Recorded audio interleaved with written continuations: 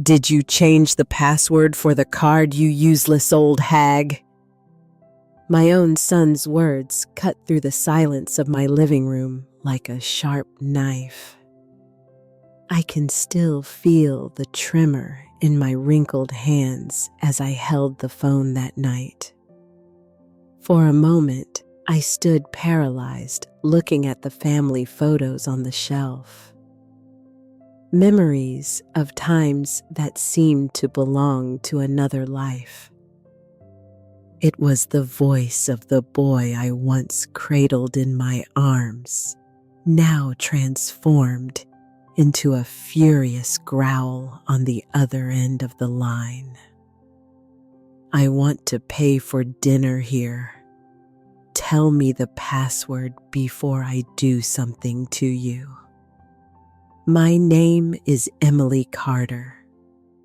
I am 67 years old, and I live in Chicago in a modest apartment in the Lincoln Park neighborhood.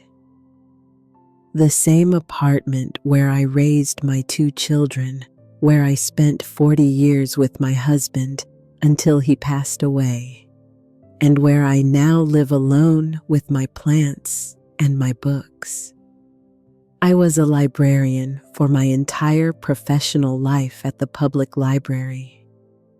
Books were always my best friends. They taught me about the world and about people, but no book prepared me for what I would have to face in my own family.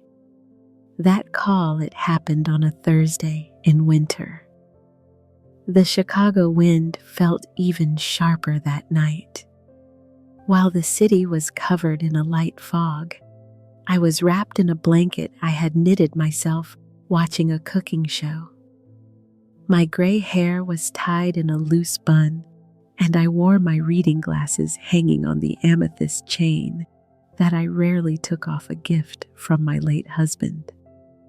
The soft lighting in my living room contrasted with the darkness in my soul at that moment.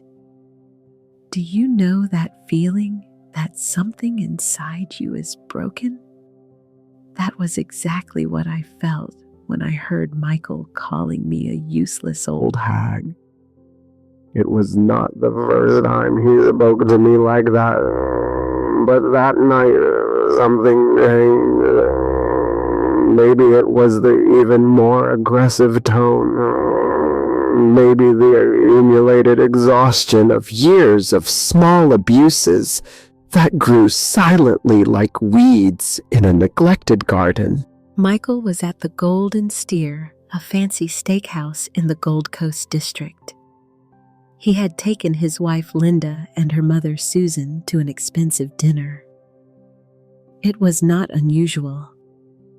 My son always had refined tastes and a constant need to impress others. What he did not have was enough money to maintain that lifestyle. And that was where I entered the equation, or rather, where my retirement and my savings entered. When I retired at 62, I had a stable financial situation. Years of dedicated work, a modest inheritance from my husband, and cautious investments guaranteed me a dignified old age. At least, that is what I thought.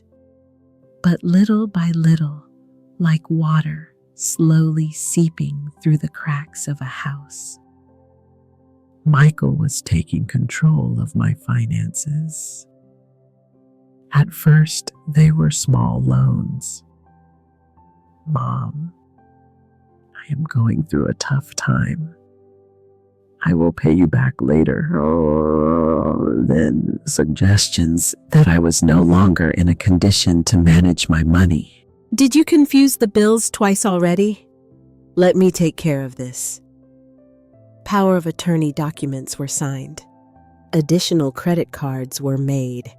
And when I realized it, I no longer knew how much I had, how much I owed, or where my money was going. That night, something strange happened. The bank system detected suspicious activities and automatically blocked my card. A blessing disguised as a setback.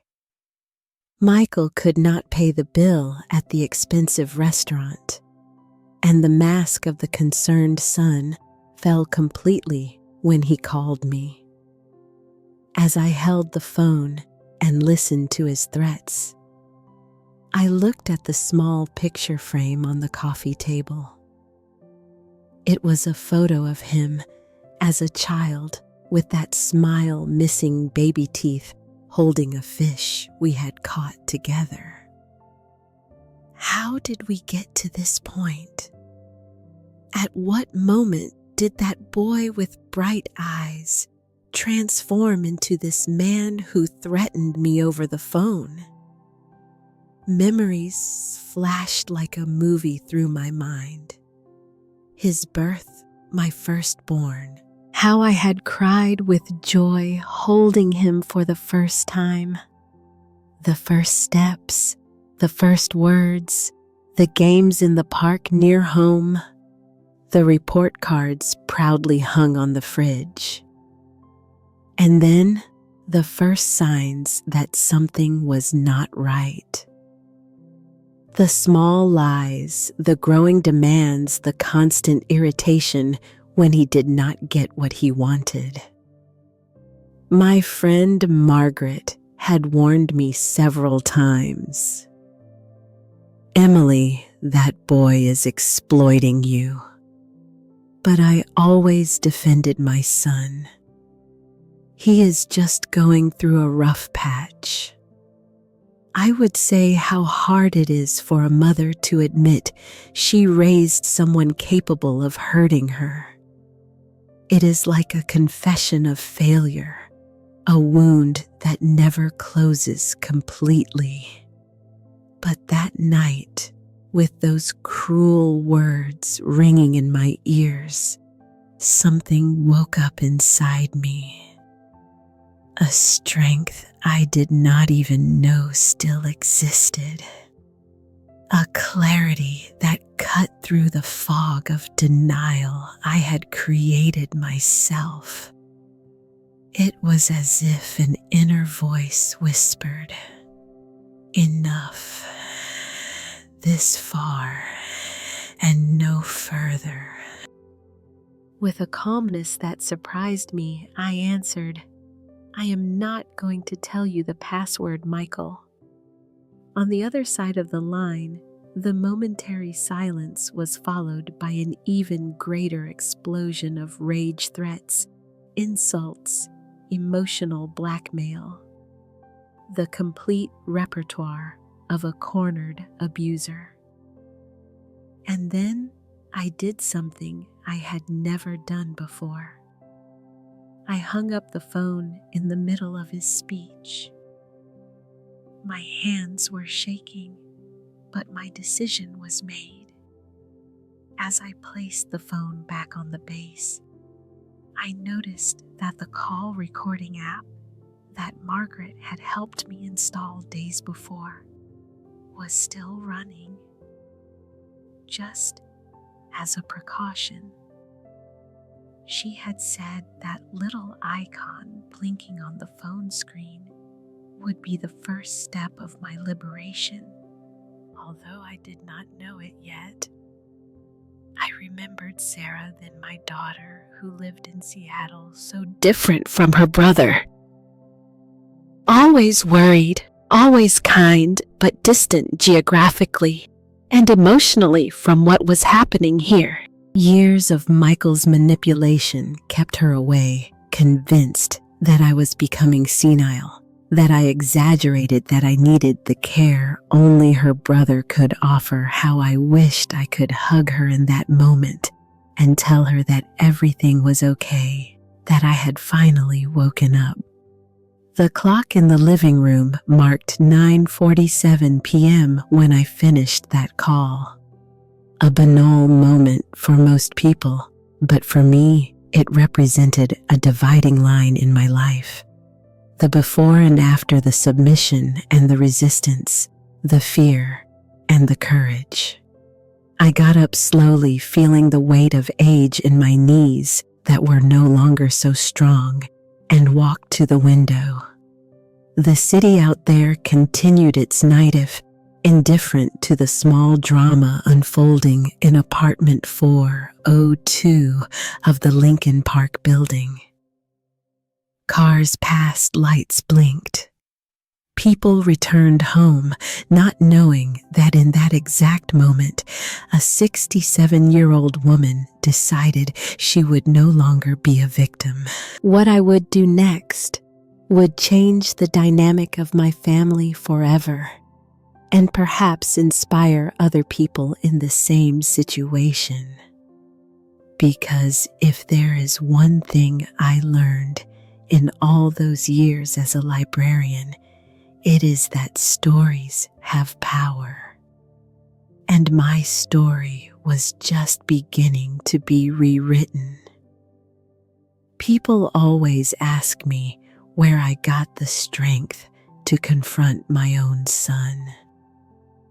You who are watching me now might be asking the same thing. From what deep place inside me did that sudden courage come? Maybe you also want to know how it is possible to start over at 67 when the world seems to expect you to just resign yourself and wait for time to pass. Many of you probably know someone in the same situation.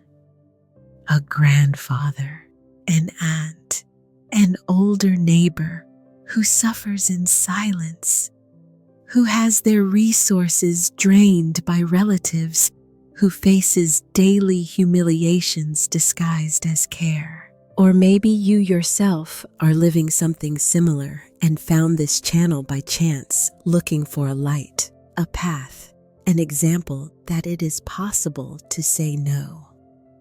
Where are you from? Have you witnessed situations like mine? If you are watching me and identify with this story, I want you to know that you are not alone. There is a whole community here on the Elderly Stories channel of people who understand what you are going through, who have lived similar experiences and found the strength to change their stories. As I faced the night through my window, I knew Michael would come home soon, more furious than ever. What he did not know was that for the first time in years, I would be prepared. I would no longer be the easy prey he expected to find. The following hours would be crucial, and I needed to act quickly before the sun came up that morning. While I waited for Michael's inevitable return, I began to mentally relive how everything had reached that point. The story did not start with that aggressive call. No, the road to abuse was long and winding, almost imperceptible at first, like a slow poison that infiltrates the body without you noticing the symptoms until it is too late. Everything changed after the passing of my husband, Robert. For 43 years, he was my partner, my safe harbor. I still remember the day the doctor gave us the diagnosis: pancreatic cancer, advanced stage. 6 months at most, he said, with that clinical and distant voice. Robert lasted barely 4. It was months of hospitals, pain medications, sleepless nights, and I was there holding his hand until the last breath. The grief was a dark and deep abyss. In the first months after his departure, I could barely get out of bed. The apartment, once full of life and conversations, became a mausoleum of memories. The silence was deafening. My daughter Sarah came from Seattle for the funeral. She stayed 2 weeks with me, but needed to return to her job to her life.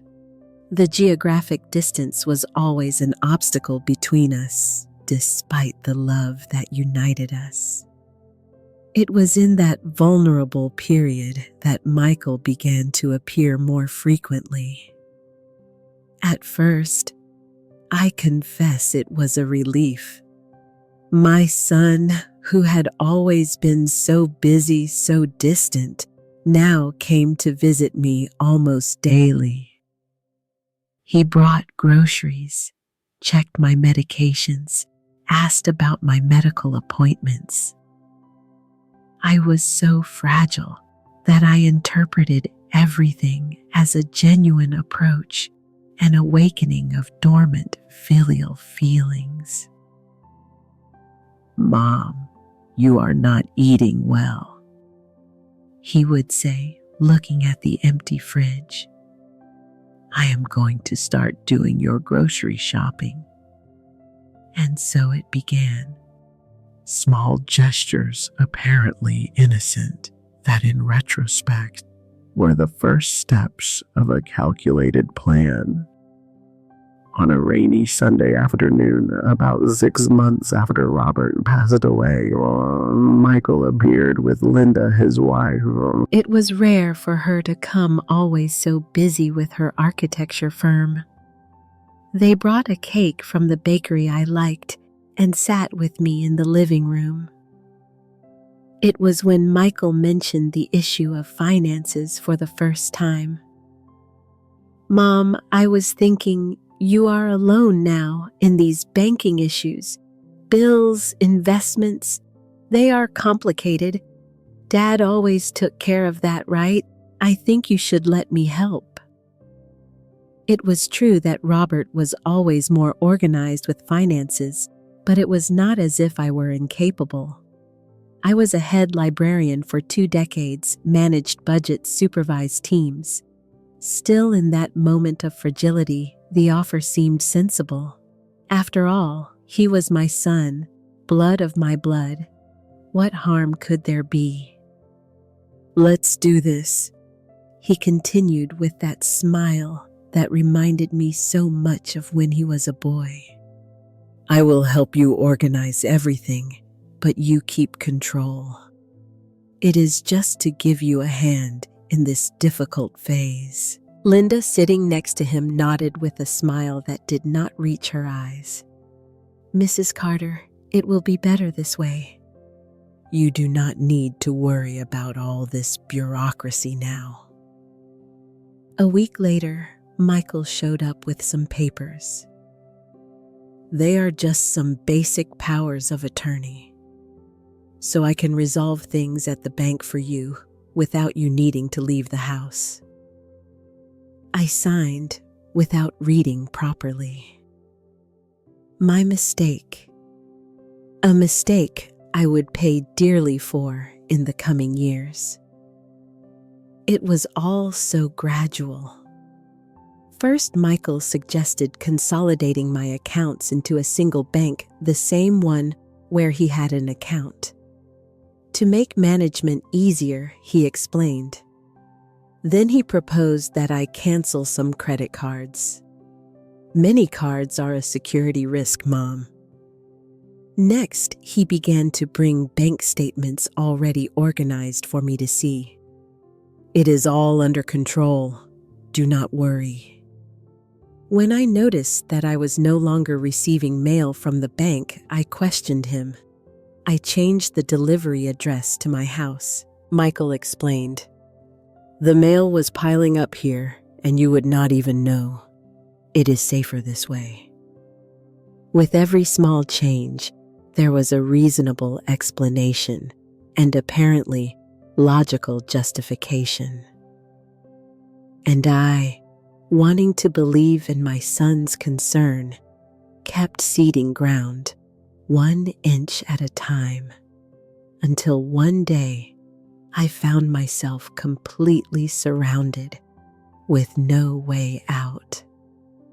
About a year after Robert's death, I began to notice some inconsistencies.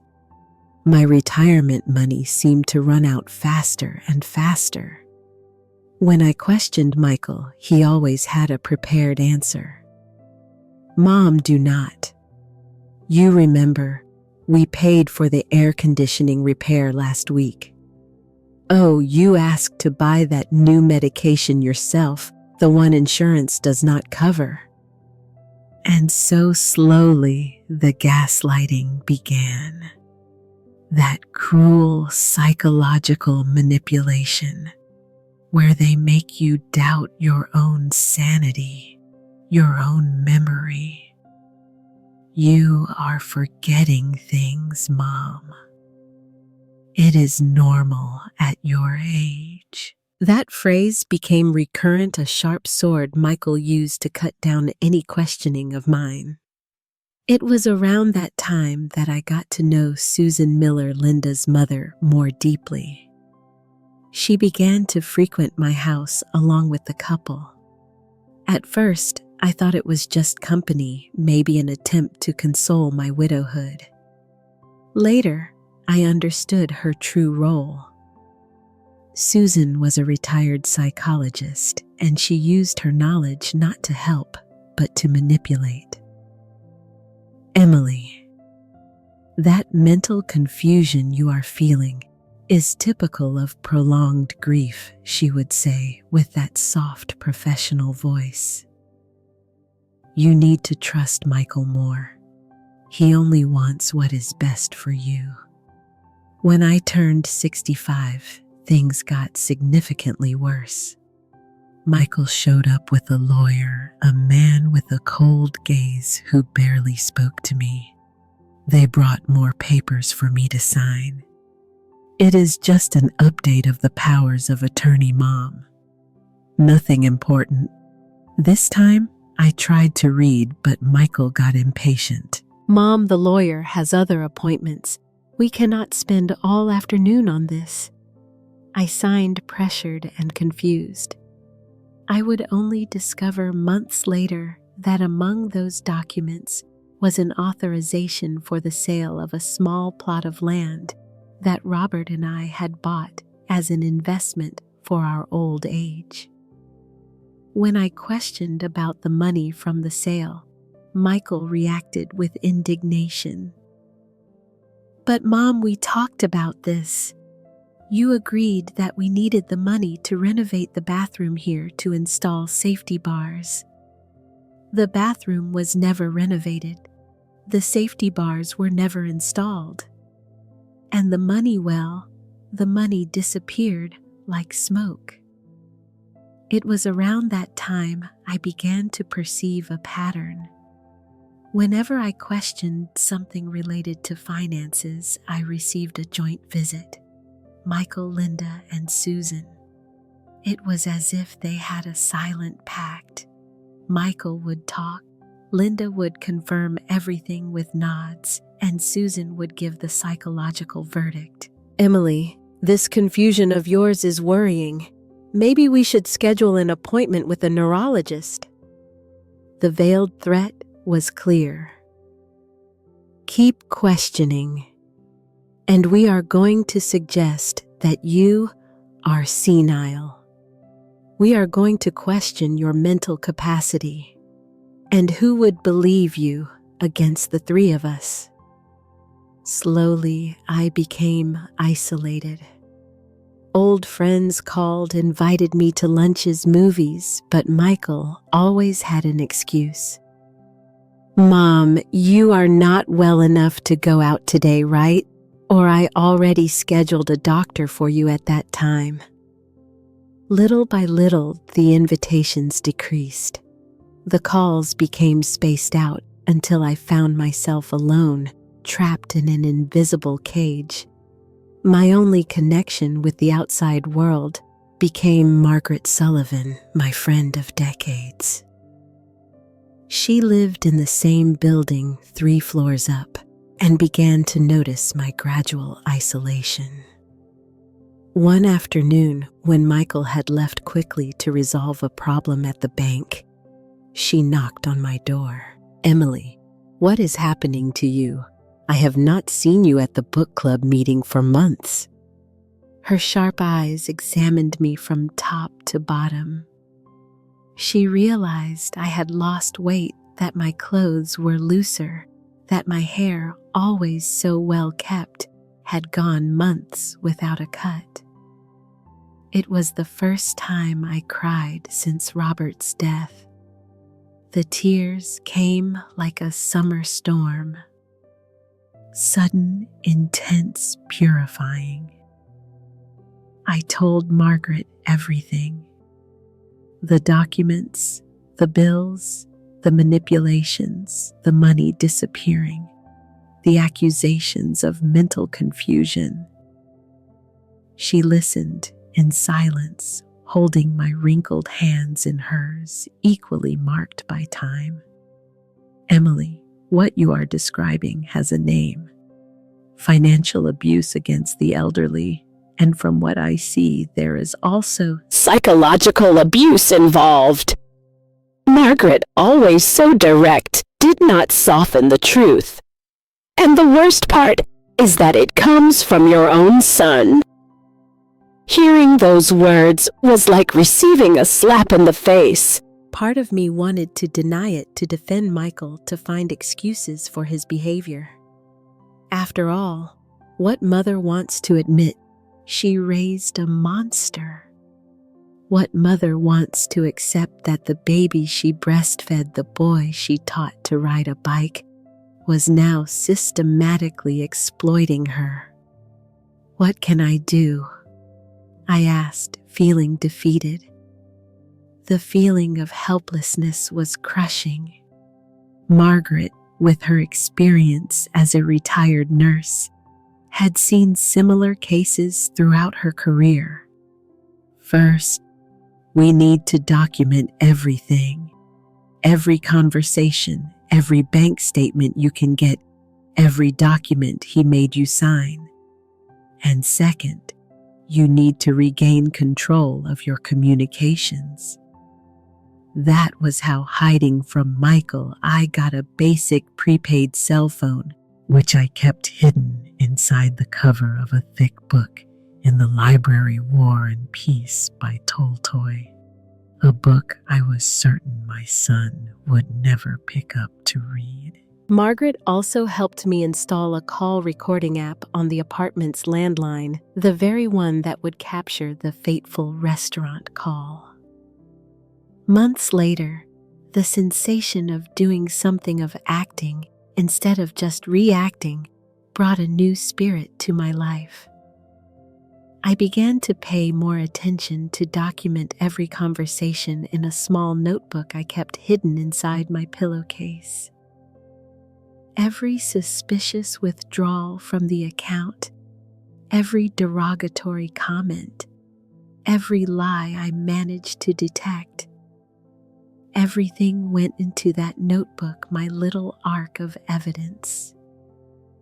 Meanwhile, Michael continued his game of manipulation. The inexplicable expenses grew. I discovered by chance that he had made an additional card from my account and used it freely. When I questioned him, the answer was always the same. "It is for your expenses, Mom. You asked me to buy your medications, remember?" In a particularly tense visit about 2 months before the restaurant call, I noticed a new watch on Michael's wrist, an expensive model I knew he could not afford with his salary. Linda also appeared with designer handbags that did not match the supposed financial crisis the couple claimed to be facing. That was when I understood it was not just a matter of control. It was blatant theft. They were using my money, the fruit of decades of honest work, to maintain a luxurious lifestyle they could not afford. I began to wonder if Sarah, my distant daughter, had any idea what was happening. In the rare times we managed to talk on the phone, always when Michael was not around, she seemed to believe her brother's version that I was getting confused, forgetful. "Mom, Michael told me you left the stove on the other day," she said in one of those conversations. "I am worried maybe it would be better if you went to live with him or hired a caregiver." The most painful part was realizing my own daughter was being manipulated against me. Michael had woven his web of lies so skillfully that even Sarah, always so sharp, had fallen into it. The physical distance facilitated the manipulation. She could not see with her own eyes what was happening. She depended only on her brother's accounts. Months passed, and I continued collecting evidence, recording conversations, noting discrepancies. Margaret was crucial in that process, helping me maintain my sanity, reinforcing that no, I was not confused. I was not imagining things. The abuse was real. 2 weeks before the restaurant call, something happened that turned on a red alert in Margaret's head. During a visit, Michael lost his patience when I asked about a large withdrawal that had appeared on the bank statement. I managed to get in secret. "Mom, stop with that paranoia. You are going senile." He slammed the table hard, making the picture frames shake. His eyes had a terrifying shine, something I had never seen before. For a moment, I feared he might physically assault me. Linda, who was present, did nothing to calm him down. On the contrary, she seemed irritated with me for provoking Michael. "Mrs. Carter, you need to trust your son more. He only wants what is best for you." After they left, I called Margaret, shaking. She came to my apartment immediately. "Emily, this has crossed all limits. We need to act now before things get worse." It was she who suggested I contact Sergeant William Miller, an old friend who now worked at the precinct for elderly protection. "You do not need to make a formal complaint yet if you do not feel ready, but he can guide you on the next steps." I hesitated. Despite everything, the idea of reporting my own son caused me deep pain. What mother does that? What mother hands her son over to the police? The internal conflict was heartbreaking. Part of me still hoped for redemption, a moment of regret, a sincere apology that never came. I ended up not calling William that day. That was one more mistake that would cost me dearly. If I had acted sooner, maybe I would have avoided what happened at the restaurant. Maybe I would have spared myself hearing those cruel words. Useless old hag. The morning after the restaurant call, with Michael's words still echoing in my mind, I finally took courage. I took the hidden cell phone and called the number Margaret had given me. William's deep voice on the other end of the line brought a strange comfort. "Mrs. Carter, long time no see. How can I help you?" Upon hearing my story, William's friendly tone changed to something more professional, more serious. "Emily, what you are describing are crimes. Serious crimes. We need to act quickly."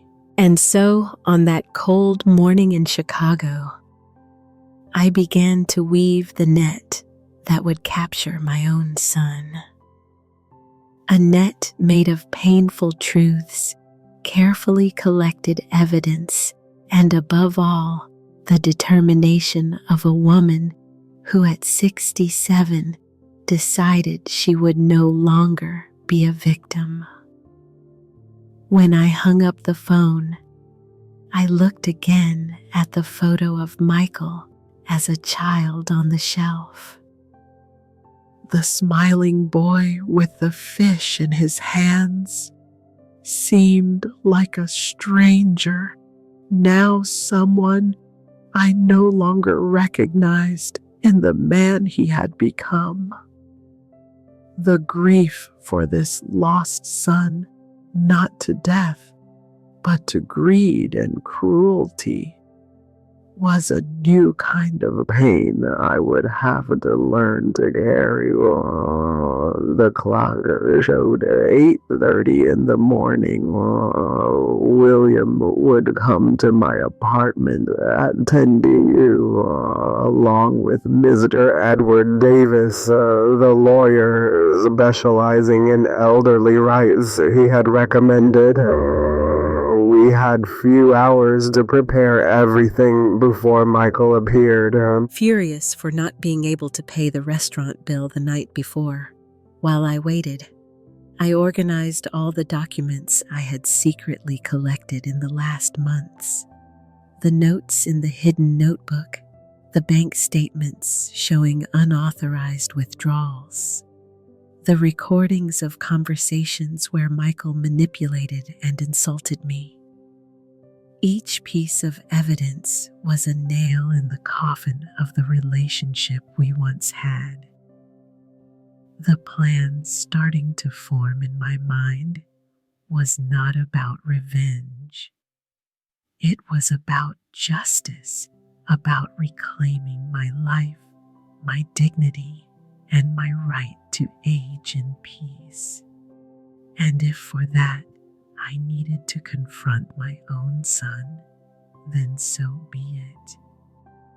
At 10 sharp, the doorbell of my apartment rang. Through the peephole, I immediately recognized the robust figure of Sergeant William Miller. Gray hair, well-trimmed, upright posture that betrayed his years in the police force, and those attentive eyes that seemed to see beyond appearances. Beside him was a thinner man in a dark suit with a leather briefcase. Mr. Edward Davis, I assumed. I opened the door with my heart beating fast. It was as if by letting them in, I was definitely crossing a line of no return. Emily William hugged me with affection. That hug of an old friend that brings immediate comfort. This is Mr. Edward Davis, the lawyer I mentioned. The man extended his hand firmly. Mrs. Carter, it is a pleasure to meet you. Despite the circumstances, Margaret was already there with me, having arrived earlier to give me moral support. I offered coffee to everyone, that ritual that always precedes serious conversations. While I served the cups with slightly trembling hands, I tried to organize mentally everything I needed to tell. Emily started William after the first sip. I want you to know that what you are facing is more common than you imagine. Unfortunately, we see cases like yours almost daily at the precinct for the elderly. Mr. Davis nodded, placing his cup on the coffee table. Financial abuse against the elderly is one of the most underreported forms of domestic violence. Victims rarely report out of shame or fear or out of love. I added in a low voice, feeling the weight of that word. Exactly, confirmed the lawyer. The emotional bond makes everything more complex. I spent the next hour recounting in detail everything that had happened in the last few years. I showed the notebook, the bank statements I managed to hide, and finally I played the recording of the call from the night before. Those harsh words that had been the straw that broke the camel's back. William listened to the recording with a furrowed brow, while Mr. Davis made quick notes on a small pad. When Michael's voice calling me a useless old hag echoed in the room, I saw Margaret press her lips into a thin line of indignation. "This is clear evidence of psychological abuse," said Mr. Davis, closing his pad. "Combined with the financial documentation you collected, we have grounds for a formal complaint." William leaned forward, resting his elbows on his knees. "Emily, we need to talk about the next steps. Michael will certainly come here today, probably furious about not being able to pay the restaurant bill." A shiver ran down my spine. I knew well my son's explosive temper. "What should I do?" "First, we are going to install discrete cameras here in the apartment," explained William. "We need to document any future interaction," Mr. Davis added. "And we are going to prepare legal measures to revoke the powers of attorney and protect your assets. But that takes time. For now, the important thing is your physical safety." Physical safety. I never thought I would reach the point of fearing for my physical integrity with my own son. How did we get to this point? The same question echoed in my mind like a broken record. While we discussed the details of the plan, Margaret, always practical, prepared more coffee. The comforting aroma filled the apartment, contrasting with the gravity of the conversation. "And if he comes before we install the cameras?" I asked, the anxiety evident in my voice. "I will leave a plainclothes officer in the building lobby," answered William. "Any problem? Just call this number." He handed me a card with a cell phone number written by hand on the back. When they prepared to leave, I promised to send a message as soon as Michael appeared. Margaret decided to stay with me, even if it is to scare that boy with my angry face. She said, making me crack a weak smile. The wait was agonizing. Every noise in the hallway, every elevator stopping on the floor made me jump. To occupy my mind, I prepared lunch, a simple vegetable soup I could barely eat.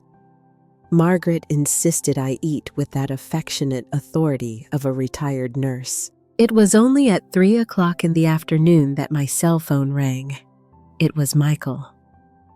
"I am coming over," he said dryly, without greetings.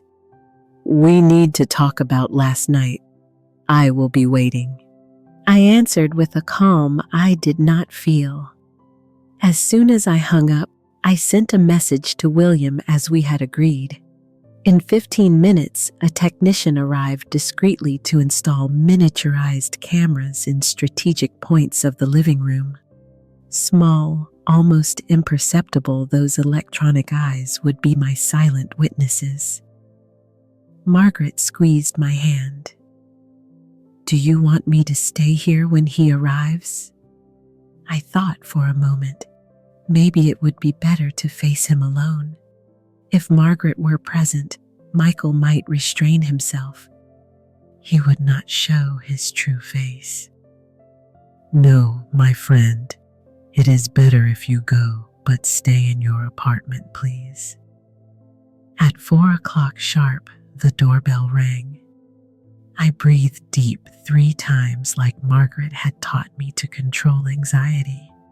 I opened the door. Michael entered like a storm without waiting for an invitation.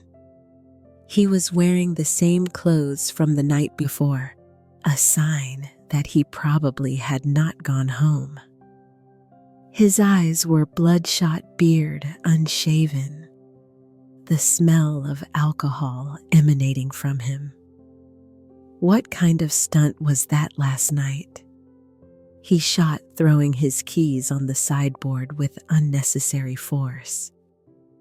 I kept my voice calm, although my heart was beating fast. What stunt, Michael? Do not play dumb. He walked from one side of the room to the other like a caged animal. Why did you block the card? I did not block anything. The bank must have detected some suspicious activity. He laughed, a sound without humor. Suspicious activity. The only problem is that you do not trust your own son. I sat on the sofa, trying to appear calmer than I really was. I knew every word was being recorded. Why did you need my card to pay for dinner? Do not you have your own money? The direct question seemed to take him by surprise. For a moment, he hesitated. Then the mask fell completely. My money. Do you think I earn enough to maintain the life we lead? Someone has to take care of you, and that costs, you know. Take care of me. I repeated, feeling indignation grow. Is that what you call caring? Insulting me? Threatening me? Spending my money in expensive restaurants? Michael approached, leaning over me in an intimidating manner. You do not understand anything about finances. Never did. If it were not for me, you would have lost everything already. I kept my gaze fixed on his without backing down. The only one making me lose everything is you, Michael. Something changed in his eyes, a flash of pure rage that made me fear for what would Come next. He grabbed my arm forcefully, his fingers digging into my thin, elderly skin. Listen well. You are going to call the bank now and unblock that card, and you are going to give me the new password. Understood. It was at that moment that the physical pain woke something up inside me, a strength I did not know I still possessed. With my free hand, I pushed his arm away violently. Get your hands off me. My voice came out loud, firm. You will never touch me again, and you will not see another penny of my money. Surprised by my reaction, he stepped back. The confusion on his face quickly gave way to a barely contained fury. Have you gone completely crazy? He growled. Do you think you can live without my help? You can barely remember to take your medications correctly. I am perfectly lucid, Michael, I answered, standing up to face him as an equal, despite the difference in height. Lucid enough to see who you really have become. He laughed again, that cruel laugh that did not belong to the boy I raised.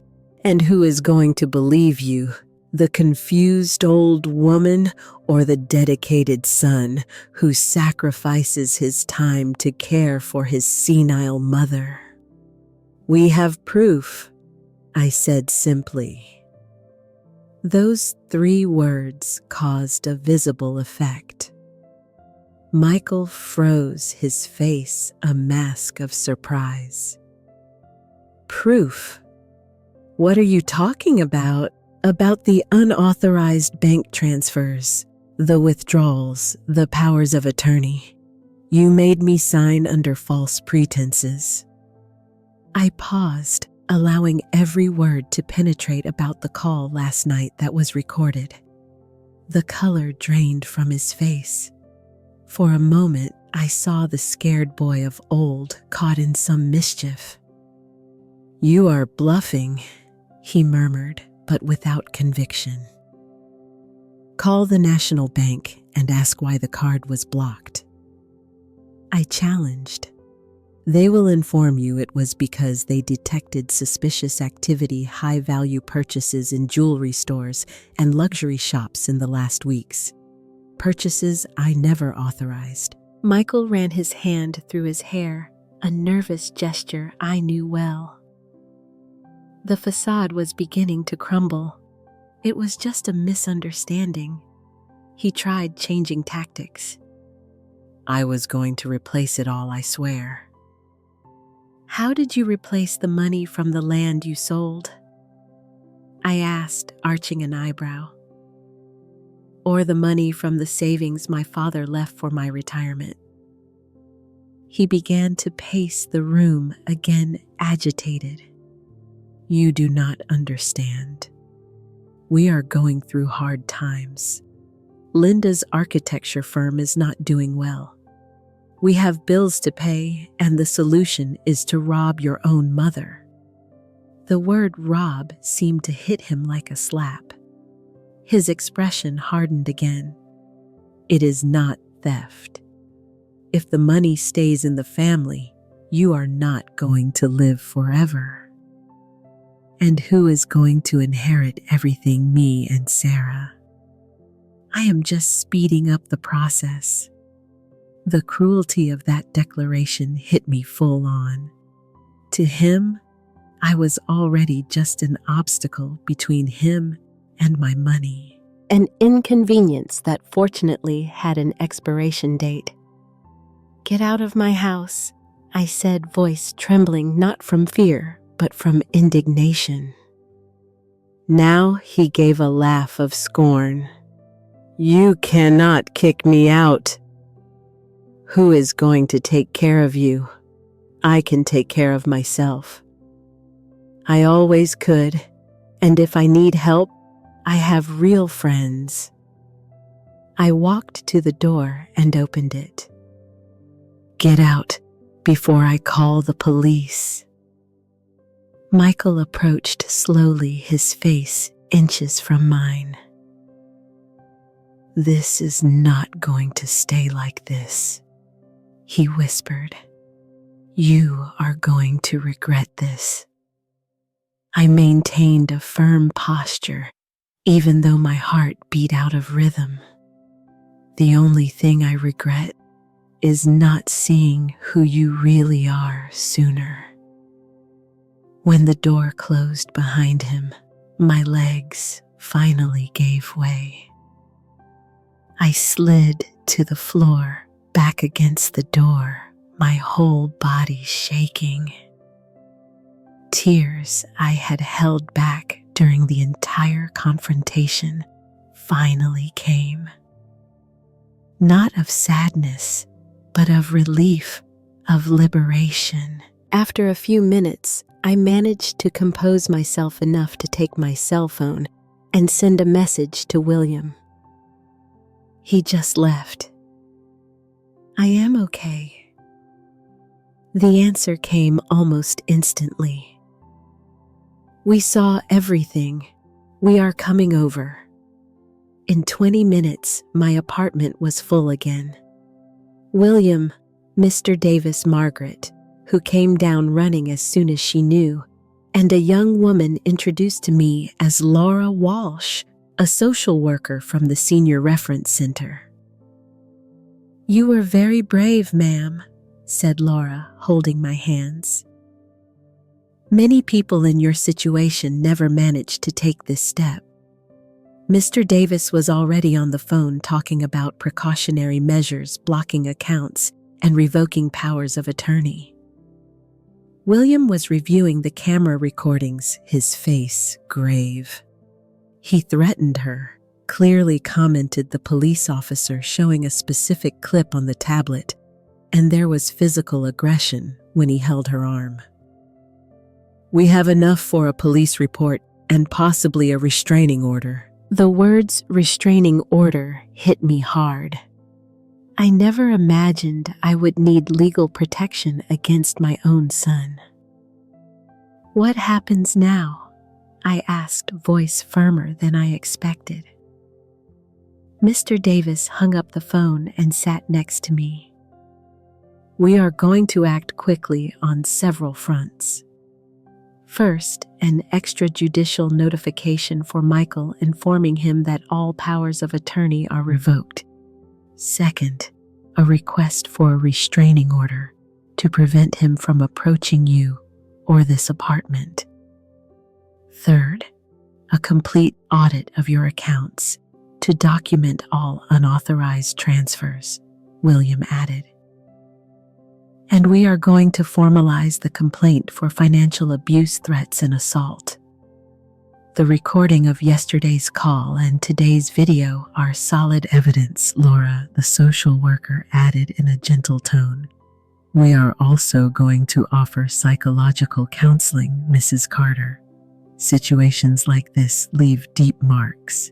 I nodded, unable to formulate words at that moment. The reality of what was happening, that I was effectively reporting my son to the police, was overwhelming.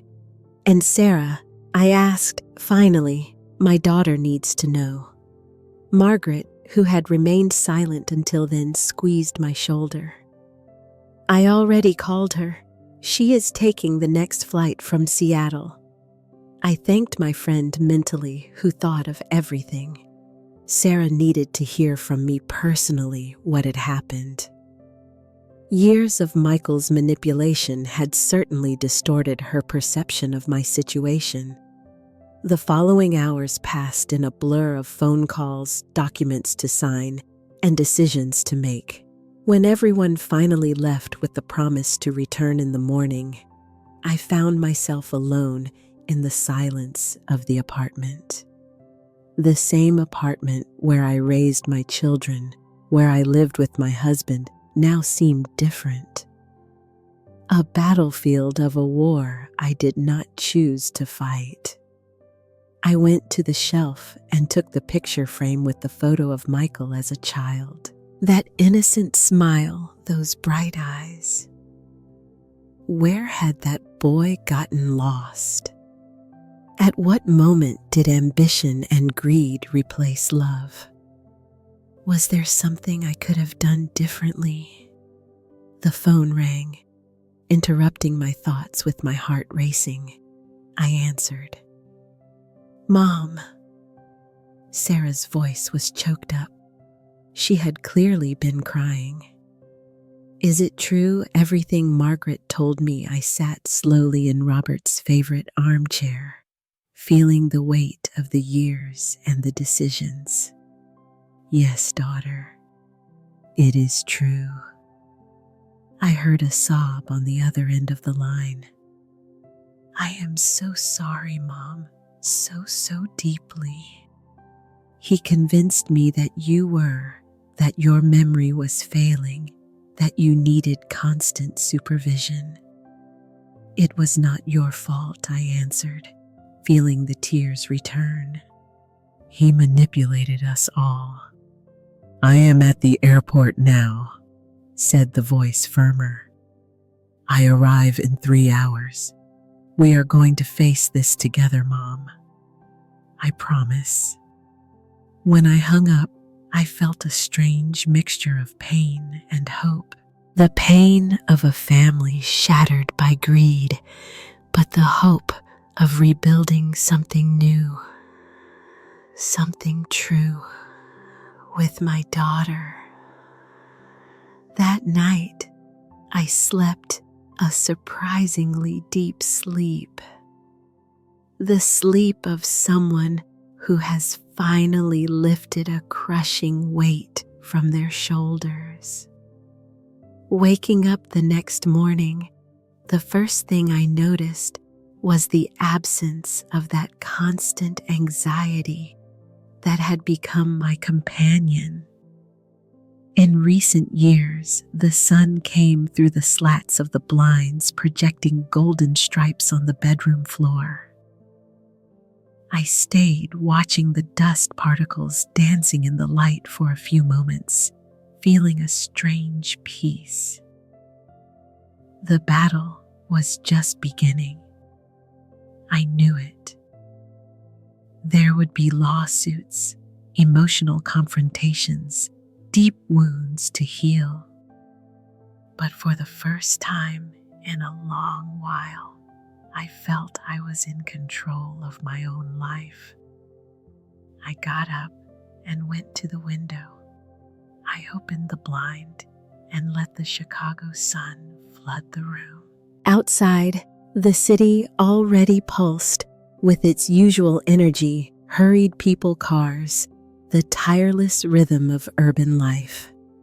And I, Emily Carter, 67 years old, was finally ready to retake my place in that world.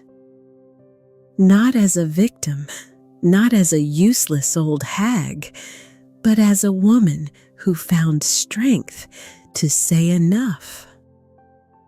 The phone rang again. It was William, warning they would be at the apartment in an hour to accompany me to the bank. The first step to recover control of my finances. Will I be ready? I answered with a conviction that surprised myself. Hanging up, I looked at the picture frame with Michael's photo still on the nightstand. With a deep sigh, I opened the drawer and placed the photo inside. Not out of anger or revenge, but because it was time to look forward. The past, with its sweet memories and bitter disappointments, needed to stay in the proper place in the past. That Thursday morning, while choosing clothes to wear to the bank, I noticed I was selecting bright colors. The turquoise dress I loved. Robert always liked it, an amber necklace that matched perfectly. Small acts of affirmation, of celebration of my newly found freedom. The woman who looked in the mirror was no longer the scared shadow of the last years, but someone starting to recognize herself again. The eyes framed by wrinkles that told stories of laughter and tears shone with renewed determination.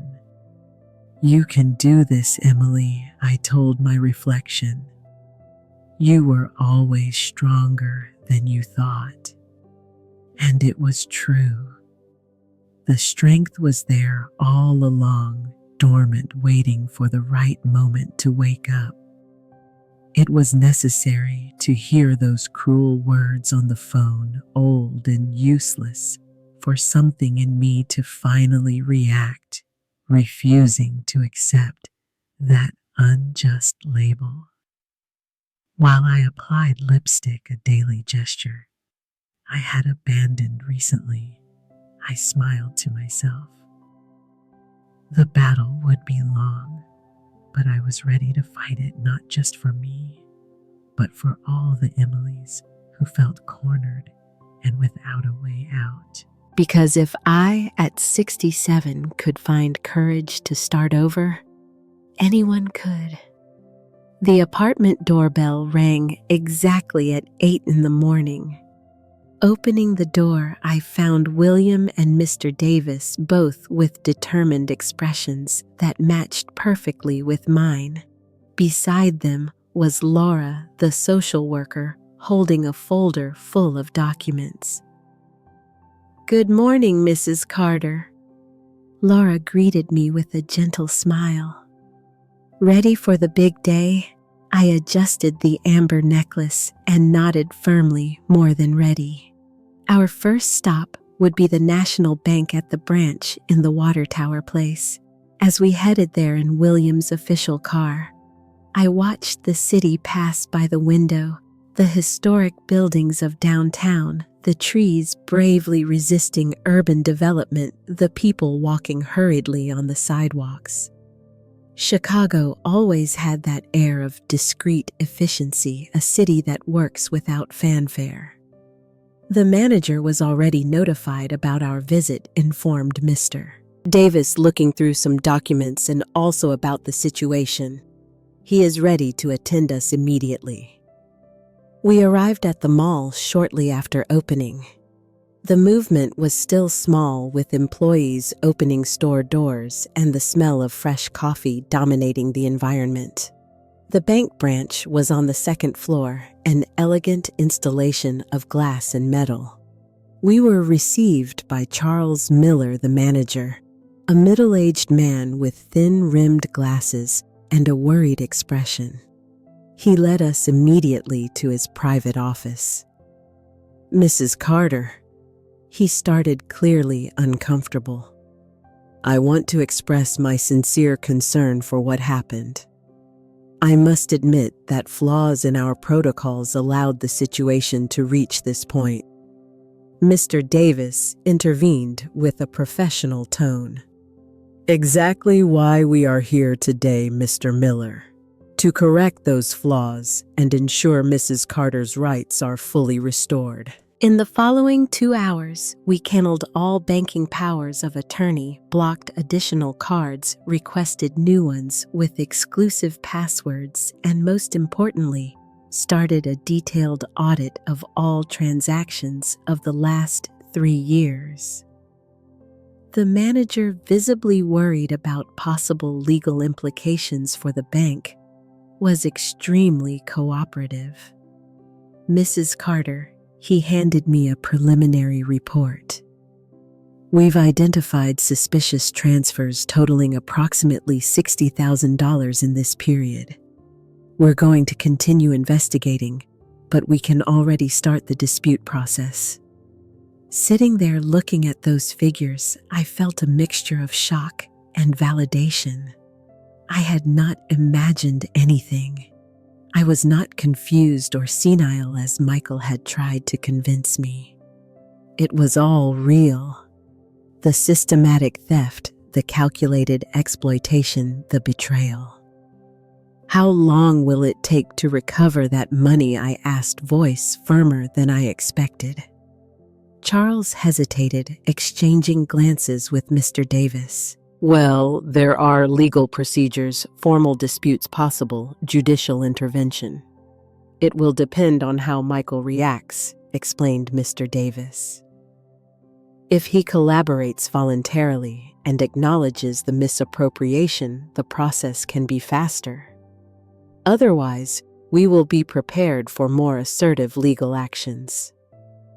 Leaving the bank with a folder full of statements and reports, I felt simultaneously lighter and more determined. Knowledge is power. And for the first time in years, I had complete knowledge of my financial situation. Our next stop was the precinct for elderly protection in Lincoln Park. It was an older building, but well kept, with a welcoming reception that contradicted the stereotype of cold and impersonal police stations. I noticed they had thought of the details: more comfortable chairs, adequate lighting, even a coffee machine available for visitors. "We set up this specialized unit 3 years ago," explained William as he led me down the halls. "Unfortunately, demand only grows." In the interrogation room, we found a young police officer who introduced herself as Officer Carmen Rodriguez. With a kindness that surprised me, she explained the entire process of registering the complaint. "Mrs. Carter, I am going to record your statement if you agree. This saves us the work of transcription and preserves exactly your words and intonation, which can be important for the process." I nodded, and for almost 2 hours I narrated the whole story from Robert's passing. The first signs of financial control by Michael, the manipulations, the lies, the psychological pressures, until reaching the fateful restaurant call and the confrontation in my apartment. "Ma'am, are you aware that by formalizing this complaint, you will potentially be initiating a criminal process against your son?" asked Carmen. "Seriously, I am fully aware," I answered, maintaining eye contact. "And I am also fully certain that it is the right thing to do, not just for me, but because Michael needs to understand the consequences of his actions. After the statement, I signed the official police report. That piece of paper with protocol numbers and official stamps symbolized my refusal to continue being a victim. "What happens now?" I asked as we left the precinct. "Now comes the hardest part," admitted William. "He the wait.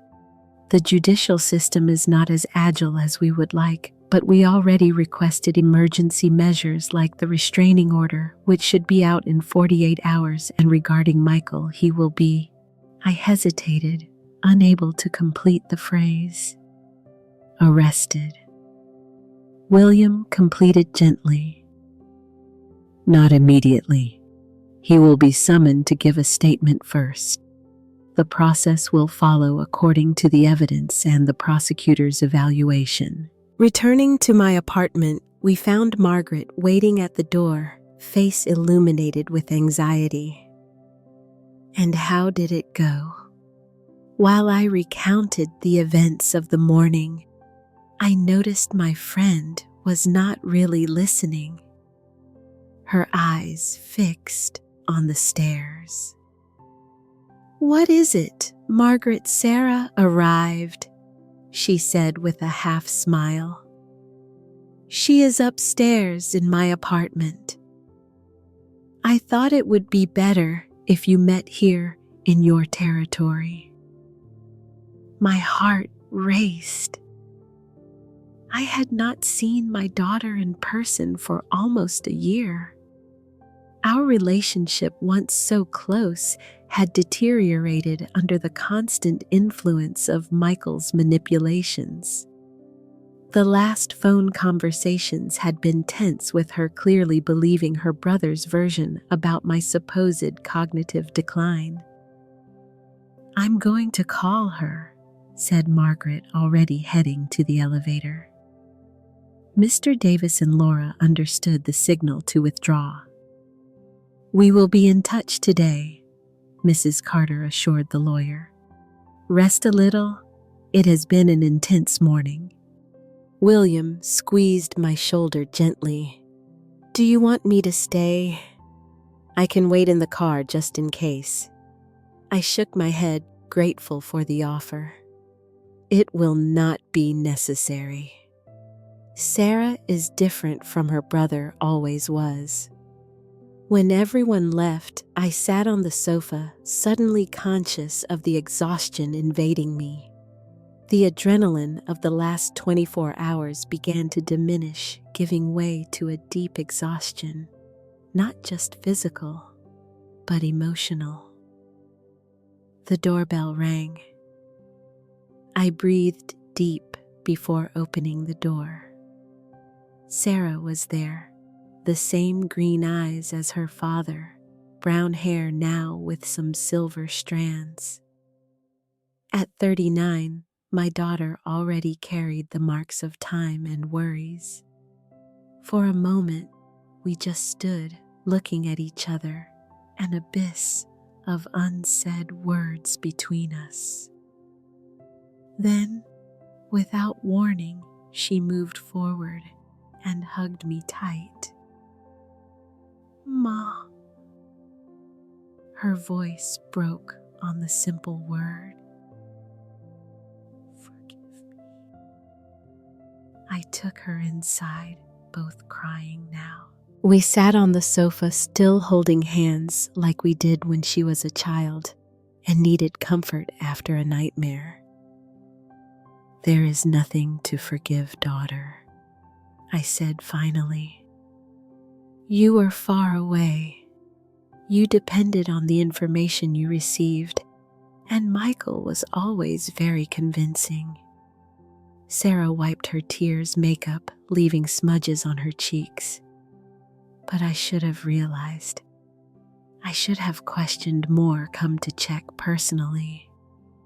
What kind of daughter does that, except that her mother is senile without even visiting to confirm it? a busy daughter with her own life who trusts her brother. I answered simply, "Do not torture yourself over that. The important thing is that you are here now." In the following hours, I updated Sarah on everything. The collected evidence, the initiated legal measures, the next steps. She listened attentively, occasionally asking questions, horror growing on her face as the extent of the exploitation became clear. $60,000, she repeated, incredulous when I mentioned the value identified by the bank. My God, Mom, how could he? Greed is a vice that is never satisfied. I answered, remembering words my father used to say. The more you have, the more you want. A thoughtful silence settled between us. Finally, Sarah looked up, determination in her green eyes. He called me. She said, "Last night I felt a squeeze in my chest." And what did he say? His version, of course, that you are confused, paranoid, that you invented a crazy story of theft because you have dementia, that you hired a scammer lawyer who is manipulating you. She paused. He said, "You want to destroy the family." I shook my head, not really surprised. It was the next logical move. Try to turn my daughter against me, create divisions, doubts. And did you believe him? I asked softly. No, she answered firmly. Not this time. Margaret had already called me before he told me everything in detail. And besides, she hesitated. He sounded like he always sounds when he is lying, that slightly high pitch, speaking too fast. I have noticed it since we were kids. I smiled, remembering that same pattern. As a mother, I also always knew when my children were lying. It was a secret language between us, invisible to others. What do we do now? Asked Sarah. In that moment, the plan forming in my mind since the restaurant call crystallized completely. It was not just about recovering my money or seeking legal justice. It was about reclaiming my dignity, my autonomy, and perhaps more important, using this terrible experience for a greater purpose. Now I answered with a conviction that surprised even myself. We are going to transform this personal tragedy into something that can help others. Sarah tilted her head, intrigued. How Michael thought I would be an easy victim for being older, for being alone, for being a woman. I am not the first, and unfortunately, I won't be the last. I stood up, walking to the window. But what if we used my story to raise awareness in other people? To show that it is possible to react, that it is never too late to say no. The days that followed, while legal procedures advanced at their own pace, Sarah and I worked tirelessly on what we came to call Project Dignity. With her experience in graphic design and my knowledge of information organization, we began to structure a small manual for the elderly on how to identify and combat family financial abuse. Laura, the social worker, was enthusiastic about the idea and brought alarming statistical data about the prevalence of this type of abuse. Most cases are never reported, she explained during one of our meetings. Victims feel shame, fear of reprisals, or worse, believe they deserve the treatment they receive. A week after the formal complaint, we received the news that the restraining order had been granted. Michael was officially banned from approaching me or my apartment under penalty of immediate arrest. That same afternoon, while we organized information for the manual, the doorbell rang. It was a court officer with a subpoena for Michael to appear at the preliminary hearing at the Chicago Justice Courts. Since they could not locate him at his address, they were trying at my residence. "Does not he live with his wife anymore?" I asked, surprised. The officer shrugged. According to information from neighbors, the couple had a strong argument a few days ago. The wife reportedly demanded he leave. When the officer left, Sarah and I exchanged meaningful glances. "Looks like the house of cards is collapsing," she commented. It was William who brought the most surprising news. 2 days later, Linda sought out the precinct he informed sitting at my dining table. "She wants to make a plea deal." "Collaboration," repeated Sarah, confused. "She is willing to testify against Michael, confirm all the money diversion schemes, the plan to legally incapacitate Mrs. Carter. Everything." I felt a chill run down my spine. Why would she do that now? William took a sip of the coffee Sarah had served. Apparently, she found out she was not the only one being deceived. Michael has had an extramarital affair for years with another woman. And guess what? Part of the money diverted from you went to maintain an apartment for this mistress. The revelation should not have surprised me, but still, I felt a twinge of disappointment. Not for the relationship itself. My emotional relationship with Michael was already irreparably compromised, but for the extent of the lie. Layers and layers of deception affecting so many lives. And Susan, her mother, is she also involved in this? I asked. Linda claims, yes, according to her, her mother knew everything, even suggested some of the psychological manipulation tactics used against you. The psychologist who used her knowledge not to heal, but to hurt. The bitter irony did not go unnoticed. As days passed, more pieces of the puzzle fit together. The bank investigation revealed a sophisticated pattern of transfers and withdrawals that exceeded what we initially estimated. The total value diverted in the last 3 years was closer to $80,000. Practically all my retirement reserves. How are we going to recover all this? I asked Mr. Davis during one of our regular meetings. We are pursuing several avenues, he explained. Freezing assets in Michael's name, assets acquired with the diverted money, possible restitution agreement as part of eventual plea bargaining. The mention of the plea made me swallow hard. The reality that my son could face prison for his acts was something I still struggled to reconcile with. As a mother, the idea caused pain. As a victim, it seemed fair. It was during one of those difficult conversations about legal consequences that I received an unexpected call.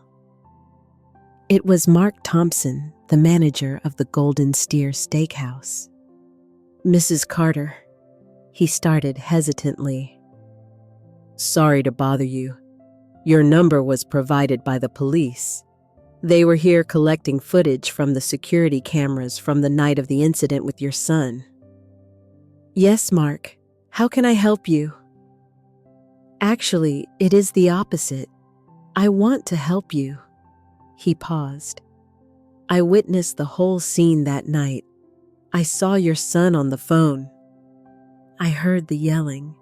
I noticed the uncomfortable expression of his wife and the other lady.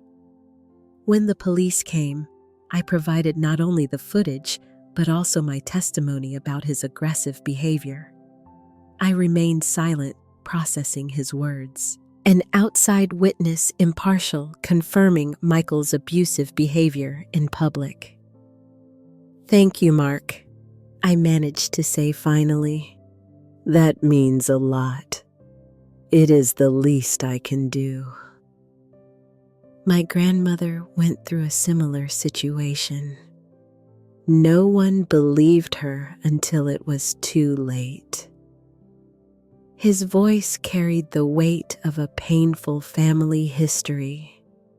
If you need anything else, please do not hesitate to contact me. That unexpected call from Mark Thompson marked a turning point in our case. An impartial witness who could corroborate not just Michael's aggressive behavior, but also the dynamic between him, Linda, and Susan. Mr. Davis was exultant with this new piece of the puzzle. This strengthens our case enormously. Mrs. Harder, he told me when I informed him about the call. A witness with no family tie, no personal interests in the matter, is pure gold for any legal process. 3 weeks after the initial complaint, the day of the preliminary hearing arrived. It was scheduled for Friday at 2 p.m. at the Chicago courts. It would be the first time I would meet face to face with Michael since that stormy afternoon in my apartment. Are you sure you want to attend personally? Asked Sarah during breakfast. Mr. Davis said your presence is not mandatory at this phase. I spread butter on the toast with deliberate calm, considering the question. I need to be their daughter, not for revenge or to see him humiliated. I need to look him in the eyes and show him I am no longer afraid. The preparations for that day were meticulous. I chose a navy blue suit, sober, elegant, dignified, and the amethyst necklace I rarely wore since Robert's death. It was as if I needed the symbolic strength of those stones of the connection with my late husband to face what was coming. Mr. Davis met us at the entrance of the imposing court building, a modern construction contrasting with the historic buildings around. Are you ready? He asked, adjusting his tie. I exchanged a look with Sarah and nodded. I was more ready than I had ever been for anything in life. The interior of the courts was a maze of corridors and identical doors. We followed Mr. Davis to a small waiting room where William already waited, dressed in his official uniform. News? Asked Mr. Davis in a low voice. William nodded. Michael arrived 10 minutes ago, accompanied by the lawyer. They are in the next room. My heart raced with the proximity so close after weeks of forced distance by the restraining order. And Linda? I asked, remembering the plea deal she will arrive separately with her own lawyer. She formalized her statement yesterday. She is an important piece in the process. Now, while we waited, I observed the other people in the room. An elderly couple holding hands, probably involved in some similar process. A young man nervously manipulating his cell phone. A middle-aged woman leafing through a magazine without really seeing it. Each one carrying their own weight, their own search for justice. It was when I noticed a familiar figure entering the room. Susan Miller, Linda's mother, retired psychologist, and now I knew active accomplice in Michael's schemes. Our gazes crossed for a brief moment. She looked away, first sitting as far as possible from us. Is she also being investigated? I whispered to William. Yes. Evidence of her participation is substantial, especially after Linda's statement. The mother who helped manipulate an old woman. The daughter who decided to break the cycle of abuse. The complexity of family relationships never ceased to surprise me. At 205, a court officer appeared at the door. Carter case parties may enter. The hearing room was smaller than I imagined, more functional than imposing. The judge, Dorothy Reynolds, was a woman of approximately 50 years, gray hair, tied in a severe bun, and sharp eyes that seemed to evaluate every detail. And then finally, I saw Michael sitting on the other side of the room. He seemed to have aged years in just weeks. Face thinner, deep, dark circles. The posture that once radiated confidence now hunched under the weight of accusations.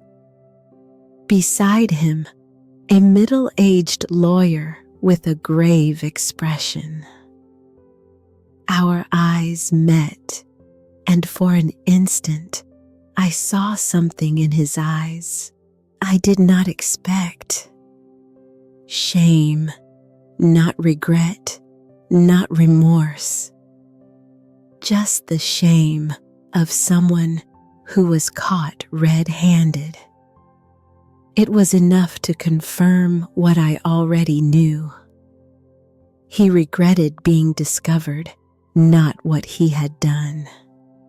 The hearing began with legal formalities, identification of parties, reading of charges, verification of lawyers' presence. The judge's voice was clear and precise without unnecessary inflections. This is a preliminary hearing to evaluate the evidence presented by the prosecution against the accused, Michael James Carter, charged with financial abuse against an elderly person, misappropriation threats, and psychological violence. She adjusted her glasses. Given the special circumstances of this case involving direct family relationship before proceeding formally, I would like to know if there is interest from the parties in a conciliation attempt. Mr. Davis stood up immediately. Your Honor, my client is open to discussing financial compensation for the proven diverted amounts, but insists on the continuation of the criminal process, given the severity of the acts committed. Michael's lawyer also spoke up. Your Honor, my client acknowledges the mistakes committed and is willing to make full restitution of the amounts, but requests that mitigating circumstances be considered, including financial difficulties and absence of criminal record. The judge turned to me. Mrs. Carter, would you like to speak? I had not planned to speak, but suddenly I felt the need to express what had been stored for so long. I stood up, legs slightly shaking. Your Honor, I am not here today moved by revenge. I am here because I believe actions must have consequences. My son not only robbed me financially, he robbed me of my peace, my confidence, my dignity. I paused, keeping my voice firm. Money is important, and yes, I want it back. But more important to me is that he understands what he did. That other people like him understand that the elderly are not easy prey, that we will not stay silent, that we deserve respect. A respectful silence followed my words. The judge nodded slightly. Your position is recorded, Mrs. Carter.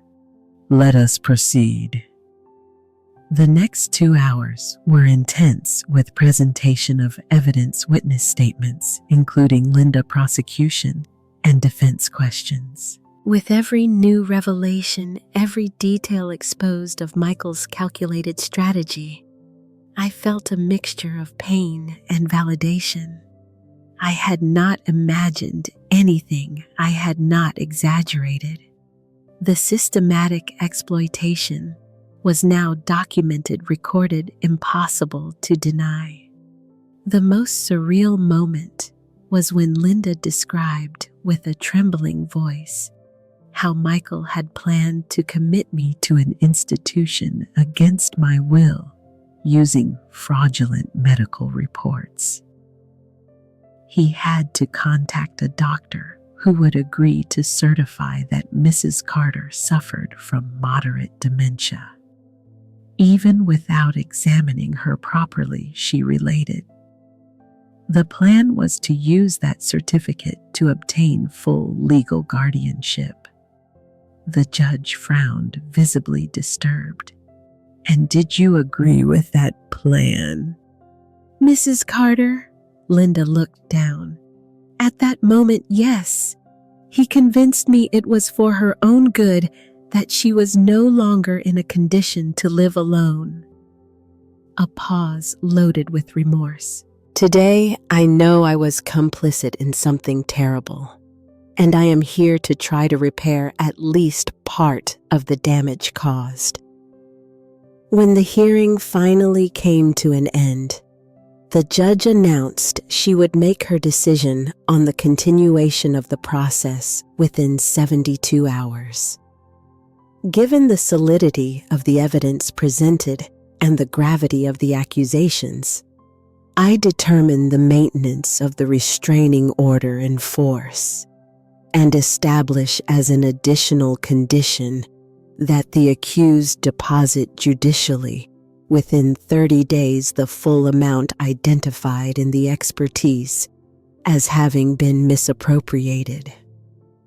As we prepared to leave, I noticed Michael continued looking at me, not with rage or defiance as I expected, but with something that seemed almost like pleading.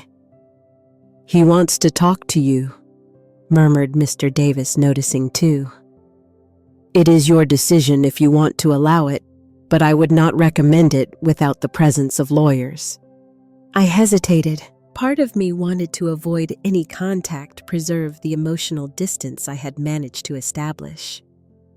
But another part, that stubbornly maternal part that never disappears completely, wanted to hear what he had to say. We can talk right here with everyone present, I decided. Mr. Davis signaled to Michael's lawyer, who conferred briefly with his client before nodding. We met in the center of the room, now almost empty, with the lawyers, Sarah and William, forming a protective circle around us. Up close, Michael's physical deterioration was even more evident. The man, once vain and always impeccably groomed, seemed disheveled, unshaven, and with deep, dark circles. Mom, he started voice. I do not call me that, I interrupted, surprised by the firmness of my own voice. You lost that right when you decided to treat me like an obstacle, not your mother. He recoiled as if he had been slapped. Mrs. Carter, then he corrected, swallowing hard. I know there is no excuse for what I did. I am not asking for forgiveness. I just wanted you to know I am going to return every dollar. I already sold the car.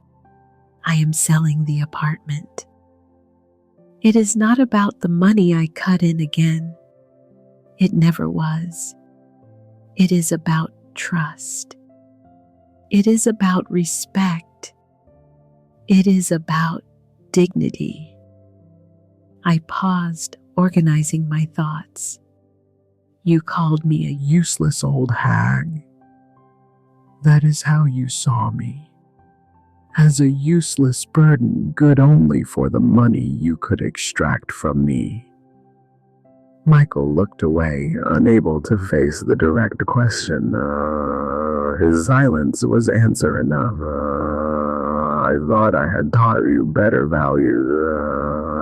I continued, voice softer now. Your father and I worked so hard to give you and Sarah a good life, a solid moral education. At what point did you decide that exploiting your own mother was acceptable? It was the debts. At first, he murmured. Linda's architecture firm was going under. We had creditors banging on the door. It was just once I thought. Just a loan I would pay back. Then came another and another. He ran his hand through his disheveled hair. Then it became too easy. You trusted me so much, and I got used to having that money, that lifestyle. The unexpected frankness took me by surprise.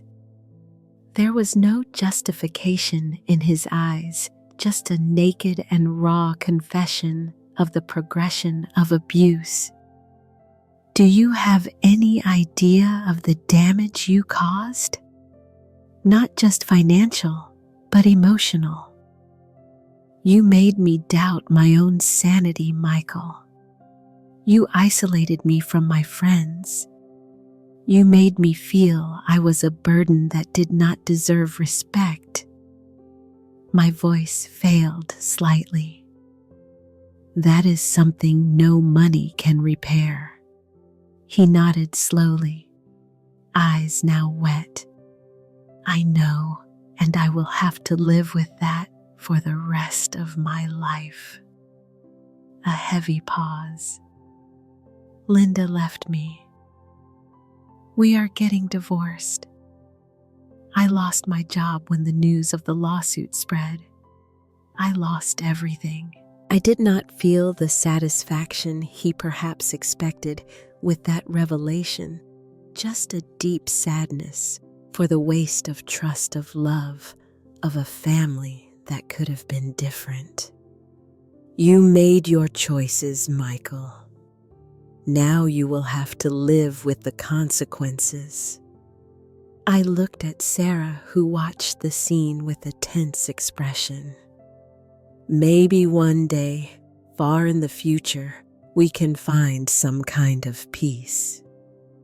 But for now, the only thing I can offer is the promise that this process will follow its legal course without emotional interference. From my part, neither for worse nor for better. With those words, I considered the conversation over. We left the courts in silence, each lost in our own thoughts. The Chicago sky was heavy, announcing one of those fast and intense storms so characteristic of the city. In the car, Sarah finally broke the silence. You were incredible in there, Mom. So firm, so dignified. I do not feel incredible, I confessed. I feel exhausted, as if I had run an emotional marathon. And that is what it was. You faced your own son in a court. You exposed a painful story. You maintained your integrity the whole time. If that is not strength, I do not know what is. 3 days later, we received the official notification. The judge had determined the continuation of the criminal process against Michael, accepting in full the accusations made by the prosecution. Linda, for her collaboration, would receive legal benefits in her own process. Susan would face separate charges for complicity. While the legal process advanced at its own pace, an unexpected turn completely changed the course of our story. Mr. Davis contacted me one morning, his voice transmitting a mixture of surprise and excitement. "Mrs. Carter, I need to see you urgently. Something has come up, something that could change everything." An hour later, Mr. Davis was in my living room with a thick manila envelope on the table. His eyes shone with an intensity I had not seen before. "This arrived at my office this morning. It comes from the firm Miller and Associates. Apparently, Mr. Robert Carter, your late husband, left specific instructions with them. They were to deliver this envelope to me if you ever became involved in a legal process against Michael." My heart skipped a beat. Robert knew. Did he know this could happen? Apparently, yes, and he prepared for it. Mr. Davis pushed the envelope gently towards me. "I think you should open it yourself." With trembling hands, I opened the envelope. Inside were legal documents, old photographs, and a handwritten letter with Robert's unmistakable handwriting. I began to read. "My dear Emily, if you are reading this, it means that what I always feared has happened. Michael finally showed his true nature, and you found the strength to confront him. There is something I never told you, something I have carried as a secret for decades. Years ago, my Uncle Vincent left me some land on the outskirts of Chicago near Neepville. At that time, they were rural plots without much value. I decided to keep them as a silent investment separate from our usual finances. With the city's growth, those lands have acquired considerable value. According to the last appraisal, they would be valued at over $2 million. I have kept this property in a trust under the name of my sister Elizabeth, who agreed to be the legal administrator, knowing everything was really for you. The reason for this secret was simple. I always perceived something worrying in Michael. Since he was little, he showed signs that unsettled me. The subtle manipulation, the lack of empathy, the obsession with material possessions. I wanted to make sure you had a financial backup he could not touch, in case he ever tried to take advantage of you. This trust could only be revealed if you ever faced Michael legally, as it would be the definitive proof that you had finally seen what I always feared seeing. There is something else you must know, Emily. Something that perhaps explains many things. Michael is not my biological son. I always knew you came to our marriage pregnant from your previous relationship with Richard, that university professor. I decided to raise him as my own. We never mentioned the subject, and with time almost forgot that truth. But maybe that explains why I always felt a distance with him that never existed with Sarah. I do not blame you for anything. I loved you from the first day to the last. I only regret not having been there to protect you when the inevitable finally happened. Elizabeth is aware you would receive this letter. She will help you with the transfer of properties. Use it wisely, my love.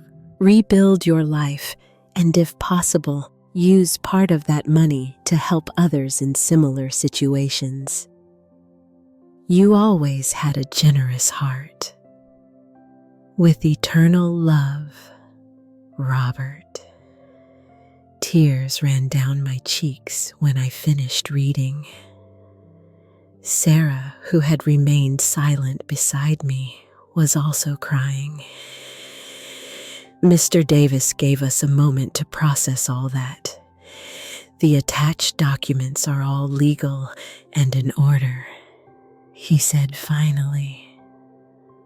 The trust exists, the lands are real, and according to the latest appraisal, are worth even more than your husband estimated. Mrs. Elizabeth Carter was already contacted and is willing to meet with you whenever you wish. It took me time to assimilate all that. Robert, my Robert, always so quiet, so prudent, had seen what I refused to see. He had prepared to protect me even after his death. And that secret about Michael's paternity explained so much and at the same time opened so many new questions. A week later, I met with Elizabeth, Robert's sister. I had not seen her since the funeral. She hugged me tight, her eyes so similar to her brother's. He always knew this day might come, she told me, but he trusted you would find the strength to face it. He had so much faith in you, Emily. The transfer of assets was surprisingly simple thanks to Robert's meticulous planning. Suddenly, I went from fighting to recover my retirement savings to being the owner of extraordinarily valuable lands. The twist of fate was almost unreal. When Mr. Davis asked what I wanted to do with this new fortune, the answer came to me with absolute clarity. I want to use part of it to expand Project Dignity. I said, not just as a manual or some workshops, but as a real foundation with national presence. I want to create a shelter for elderly victims of abuse, offer free legal advice, helplines, everything I would have needed if I had not counted on Margaret, William, and everyone else. Sarah smiled, squeezing my hand. Dad would be so proud. 2 months later, we bought a building in Lincoln Park that would become the headquarters of the Dignity Foundation. We hired lawyers, psychologists, social workers, created educational materials, awareness campaigns, and most importantly, a safe space where vulnerable elderly people could find support and understanding. As for Michael, he was sentenced to 5 years in prison with the possibility of parole after 2 years. The sentence was reduced considering his late collaboration and partial restitution of assets. Occasionally, I received news of him through his lawyer. He was participating in a rehabilitation program teaching math to other inmates, apparently seeking some kind of personal redemption. I had not visited him. maybe one day I would find the strength for that. For now, I was focused on my own path of healing, on rebuilding the relationship with Sarah, on the work with the Dignity Foundation, which now served dozens of elderly people weekly. The revelation about Michael's true paternity stayed between Sarah and me. We decided nothing would be gained by sharing that information with him at this moment. Maybe years later, when wounds were not so fresh, we could address that complex truth. Meanwhile, life followed its course. The foundation grew, expanding to Minneapolis and Detroit. I began giving talks, sharing my experience to inspire others. Sarah decided to move definitely back to Chicago, assuming an active role in the foundation.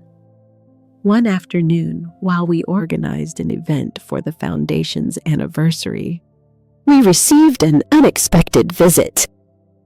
Linda, accompanied by Mark, the restaurant manager, who had testified in our favor.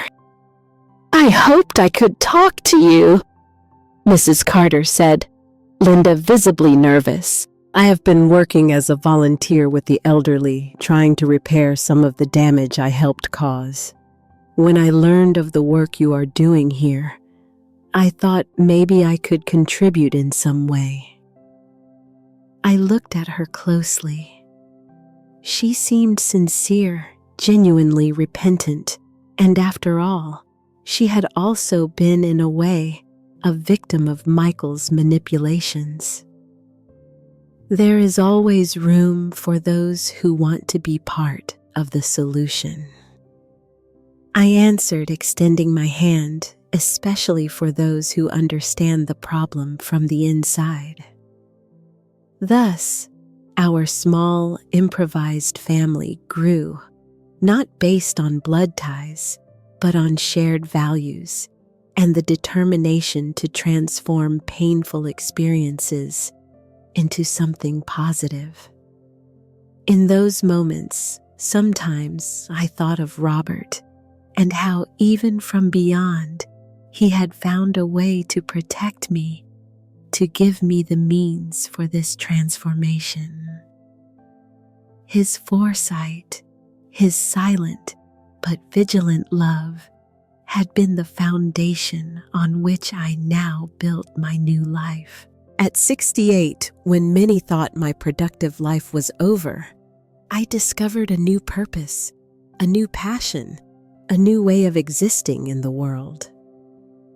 Not as a victim, but as a survivor, as a guide, as inspiration for others.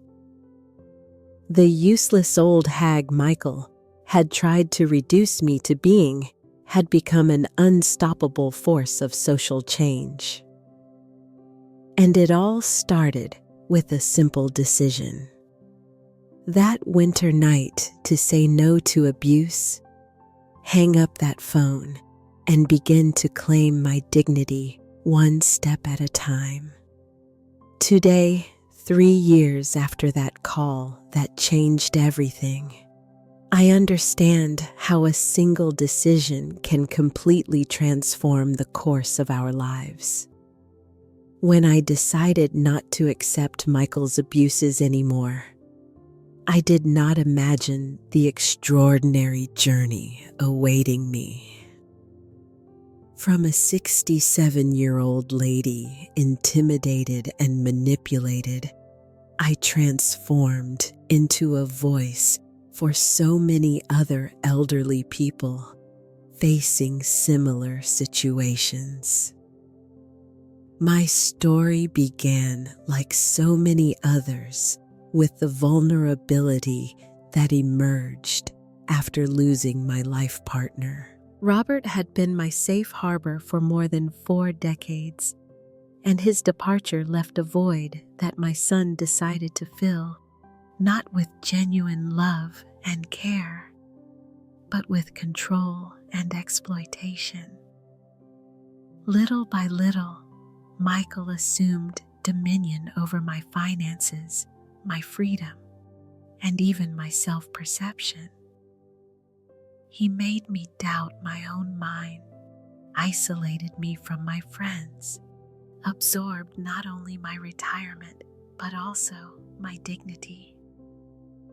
It was necessary to hit rock bottom, hearing my own son call me a useless old hag during that stormy call to wake up in me the strength that was dormant.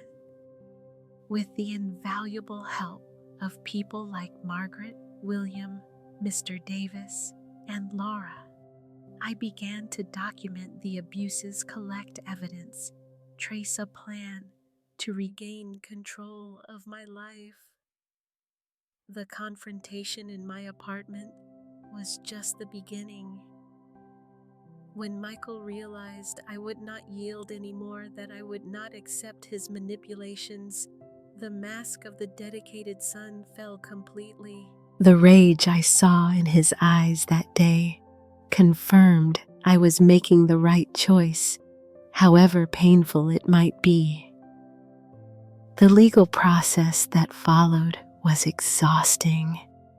Every statement, every evidence presented, every detail exposed of the calculated plan to exploit me financially and eventually declare me incompetent.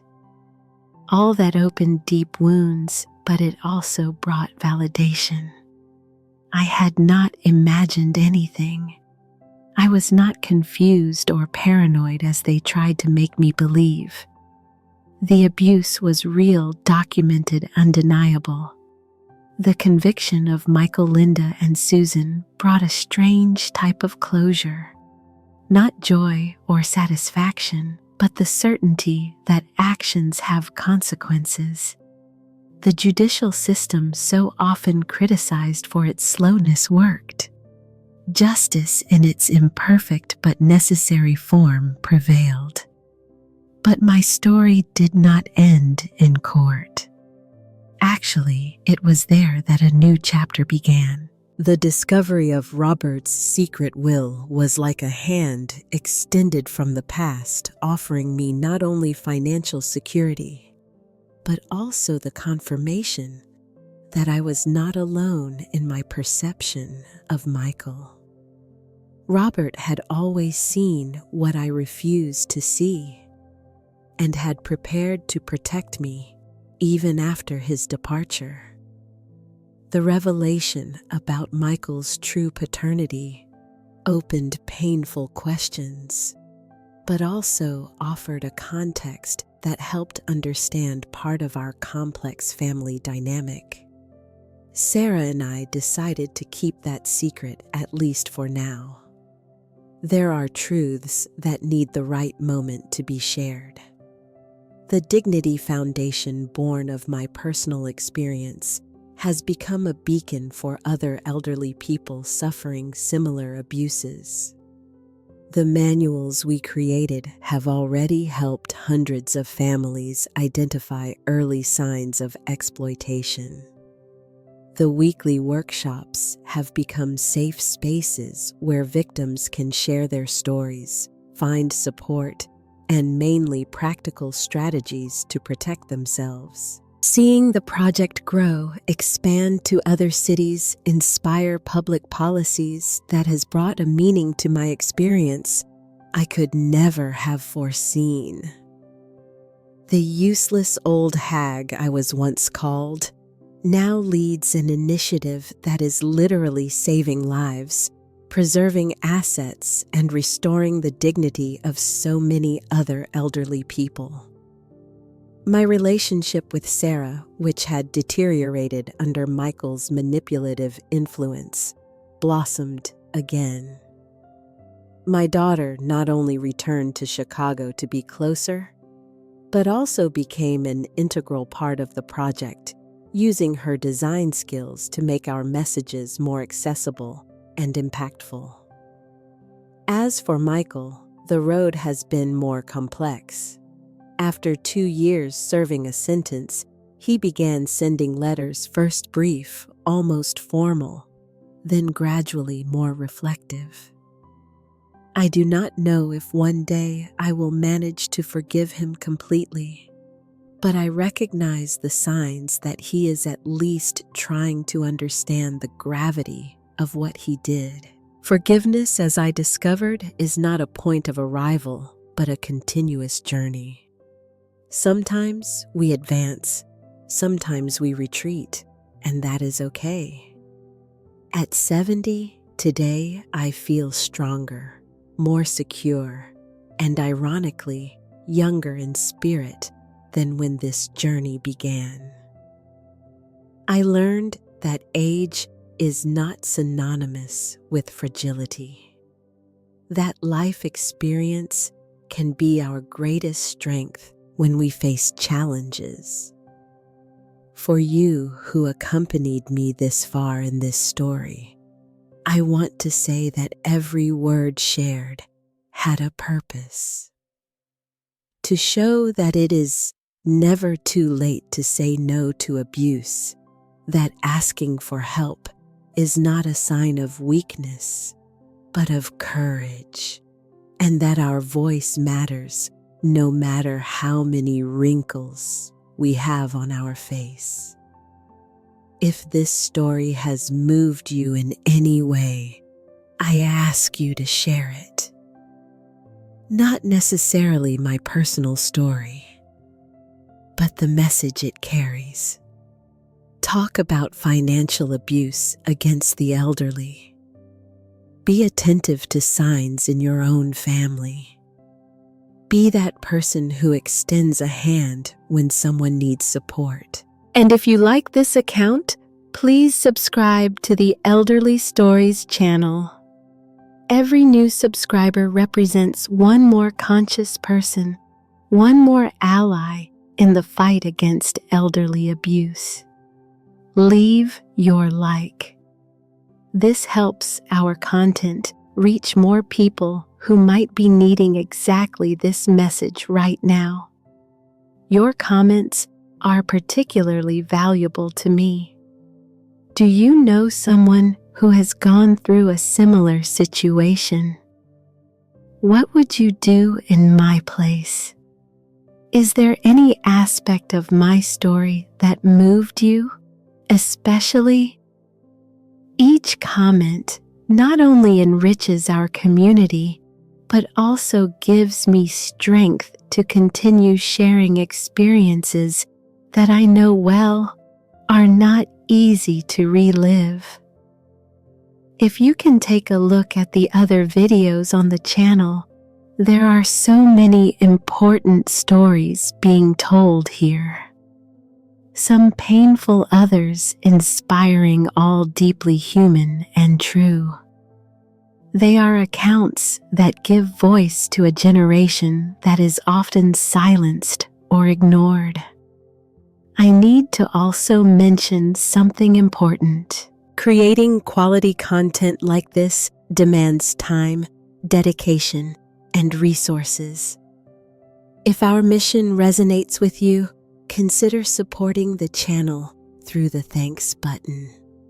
Our way of receiving donations. Even small amounts make a huge difference, allowing us to continue bringing daily videos, expanding our reach, and improving content quality. Your contribution would help immensely our work, enabling us to reach more people, hire more professionals to assist in production, bring these stories to platforms and spaces not yet explored. With your support, we can transform elderly stories, not just into a story channel, but into a movement of awareness about the rights and dignity of the elderly. As I conclude this account, I want to leave a final thought. When I received that call 3 years ago with my son calling me a useless old hag, I never imagined that moment of humiliation would transform into the catalyst of such a profound change, not only in my life, but in the lives of so many others. The words that intended to diminish me ended up becoming the impulse for me to find my true strength. This taught me that our greatest pains can become our greatest sources of power when we decide to transform them into something greater than ourselves.